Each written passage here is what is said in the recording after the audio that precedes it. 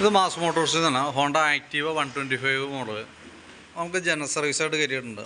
മെയിനായിട്ട് എൻ്റെ complaint self start പ്രോപ്പറായിട്ട് വർക്ക് ചെയ്യില്ല എന്നുള്ളതാണ്. അപ്പോൾ കൂട്ടത്തിൽ കൂടെ ജനറൽ സർവീസും ചെയ്യാൻ പറഞ്ഞ പ്രകാരം നമ്മൾ ജനറൽ സർവീസായിട്ട് ചെയ്യുന്നുണ്ട് കേട്ടോ. എൻ്റെ ബാക്കിലത്തെ ബ്രേക്ക് ലൈനറൊക്കെ നമ്മൾ ചെക്ക് ചെയ്യാൻ വേണ്ടി അയച്ചാണ്. ലൈനർ കമ്പനി ലൈനർ കിടക്കണേ, ഹോണ്ടയുടെ ഒറിജിനൽ ലൈനറാണ്. നമുക്ക് അത്യാവശ്യം ഉപയോഗിക്കാനും ഉണ്ട്. അപ്പോൾ തൽക്കാലം നമുക്ക് ബ്രേക്ക് ക്യാമൊക്കെ ഒന്ന് അഴിച്ച് ഗ്രീസ് ചെയ്തതിന് ശേഷം നമുക്ക് ബ്രേക്ക് ലൈനർ അതന്നെ യൂസ് ചെയ്യാം. പിന്നെ എയർ ഫിൽറ്റർ ക്ലച്ചിൻ്റെ ഭാഗത്ത് നമ്മൾ കൂട്ടത്തിൽ ചെക്ക് ചെയ്ത് പോകുന്നുണ്ട്. എയർ ഫിൽറ്ററൊക്കെ അത്യാവശ്യം നല്ല ഫിൽറ്ററാണ്, നമുക്ക് കമ്പനി ഫിൽറ്ററാണ്, ഹോണ്ടയുടെ ഒറിജിനൽ തന്നെ കിടക്കണം കേട്ടോ. അപ്പോൾ നമുക്കതൊന്ന് തുടച്ച് ക്ലീനാക്കി ഒന്ന് റീസെറ്റ് ചെയ്താൽ മതി. മാറ്റേണ്ട ഒരു സിറ്റുവേഷൻ ഒന്നും ആയിട്ടില്ല. ക്ലച്ചിൻ്റെ ഭാഗം നമ്മൾ ചെക്ക് ചെയ്യുമ്പോൾ അതിൻ്റെ ബെൽറ്റൊക്കെ നമ്മൾ നോക്കണുണ്ട്. ബെൽറ്റും കമ്പനി ബെൽറ്റ് തന്നെ കിടക്കണേ, നിലവിൽ വേറെ ഡാമേജോ കാര്യങ്ങളൊന്നുമില്ല. സെൻട്രലിൽ ചെറിയൊരു ക്രാക്ക് സ്റ്റാർട്ട് ചെയ്തിട്ടുണ്ട്, പക്ഷേ അതിന് വേണ്ടിയിട്ട് നമുക്കിപ്പോൾ തൽക്കാലം മാറ്റേണ്ട ആവശ്യമില്ല. പിന്നെ അതിൻ്റെ variator body roller set boss drive വന്ന യൂണിറ്റാണത്. അത് ചെക്ക് ചെയ്യുമ്പോഴേലും വർക്കിംഗ് ഒക്കെ ഓക്കെയാണ്. തേയ്മാനം ആയാലും ചെറിയൊരു തേയ്മാനം കാണിക്കുന്നുണ്ട്, പക്ഷെ എന്നാൽ പോലും ഒരു വലിയ പ്രോബ്ലം ആയിട്ടൊന്നുമില്ല. നമുക്ക് തൽക്കാലം അതൊന്ന് എയറൊക്കെ അടിച്ചൊന്ന് ആ പൊടിയൊക്കെ ഒന്ന് കളഞ്ഞ് ക്ലീൻ ചെയ്ത് കയറ്റിയാൽ മതി.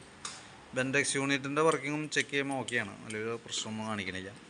ഈ ക്ലച്ച് വെയിറ്റ് സെറ്റ് യൂണിറ്റ് ബാക്കിൽ വരുമ്പോൾ നമ്മളത് ക്ലീൻ ചെയ്യാനും ഗ്രീസിങ്ങിനൊക്കെ വേണ്ടി അയച്ചിട്ടുണ്ട്. അപ്പോൾ ഇത് ശരിക്കും പറഞ്ഞു കഴിഞ്ഞാൽ ഓട്ടം കുറവാണെന്ന് തോന്നുന്നു വണ്ടി, കാരണം ഞാൻ അതിൻ്റെ പിന്നൊക്കെ അത്യാവശ്യം തുരുമ്പിട്ട് ഇത് ശരിക്കും നല്ല ടൈറ്റ് ആയിക്കാണ്. അപ്പോൾ അതൊക്കെ ഒന്ന് അഴിച്ച് പിന്നൊക്കെ ഒന്ന് ഗ്രീസ് ചെയ്ത് റീസെറ്റ് ചെയ്യാം. ക്ലച്ച് പുള്ളിയുടെ ബാക്കിലത്തെ പിന്നുകളും ഗ്രീസ് ചെയ്യാനൊക്കെ ആയിട്ട് നമ്മൾ അഴിച്ചിട്ടുണ്ട്. പിന്നെ അതേപോലെ തന്നെ നമുക്ക് അതിൻ്റെ കിക്കർ വീലൊക്കെ കൂട്ടത്തിൽ ഗ്രീസ് ചെയ്തിടും. പിന്നെ ചോക്കിൻ്റെ കേബിൾ ഒക്കെ ചെക്ക് ചെയ്യുമ്പോൾ വർക്കിംഗ് ഓക്കെയാണ്. ആക്സിലേറ്റർ കേബിളായാലും നിലവിൽ വേറെ കംപ്ലൈൻ്റ് ആയിട്ടൊന്നുമില്ല, പുതിയ കേബിളാണ് കിടക്കുന്നത് കേട്ടോ. പിന്നെ ഫ്രണ്ട് ബ്രേക്കും നമ്മൾ കൂട്ടത്തിൽ തന്നെ അഴിച്ച് ക്യാമൊക്കെ ഒന്ന് ഗ്രീസ് ചെയ്ത് കയറ്റും. കേബിളും വലിയ പഴക്കമൊന്നും ഇല്ലാത്ത കേബിളാണ്. നമുക്ക് സെൽഫിൻ്റെ പ്രോബ്ലം കാണിച്ചുകൊണ്ടിരിക്കുന്നത് ബാറ്ററിയുടെയാണ് കംപ്ലൈൻ്റ് ആയിട്ട് കാണുന്നത് കേട്ടോ.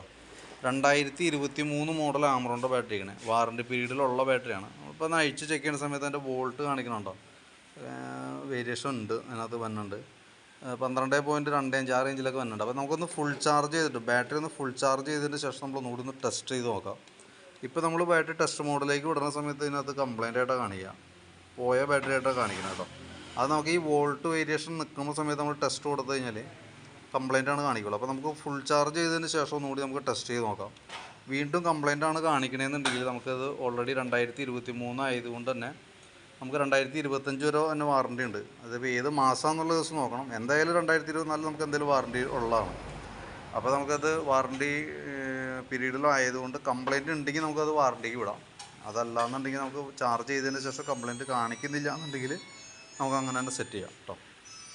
പിന്നെ അതേപോലെ തന്നെ പ്ലഗ് സെക്കൻഡറി ഫിൽറ്ററൊക്കെ നമുക്ക് ചെക്ക് ചെയ്യുന്നുണ്ട്. പ്ലഗ് ആയാലും നമുക്കൊന്ന് ക്ലീൻ ചെയ്ത് കയറ്റിയിടാം, അതിനകത്ത് വേറെ പ്രോബ്ലം ഒന്നുമില്ല.